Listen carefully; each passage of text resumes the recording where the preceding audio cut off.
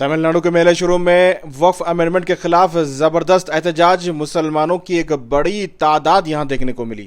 لگاتار پورے ملک میں وقف امینڈمنٹ کے خلاف، اس ایکٹ کے خلاف، اس ترمیم کے خلاف لگاتار احتجاج ہو رہے ہیں۔ ان احتجاجوں میں لوگ بڑی تعداد میں شرکت کر رہے ہیں۔ بنگلورو، میسورو، کرناٹک، تمل ناڈو، کیرلا، کئی مقامات پر لگاتار تصویریں آ رہی ہیں جو بہت بڑی تعداد سے لوگوں کو دیکھا جا رہا ہے۔ آپ دیکھ سکتے ہیں کس طرح سے ایک بڑی تعداد تمل ناڈو کے میلے شروع میں، یہ تصویریں آپ دیکھ کر اندازہ لگا سکتے ہیں کہ کتنی بڑی تعداد یہاں لوگوں کی ہے اور کس طرح سے اس امینڈمنٹ کے خلاف ایک پورے ملک میں مہم چھڑ چکی ہے۔ میلے شرم سے رضوان اللہ کی طرف سے یہ رپورٹ آئی ہے، آپ دیکھیے علماء اکرام اس میں کیا کہہ رہے ہیں۔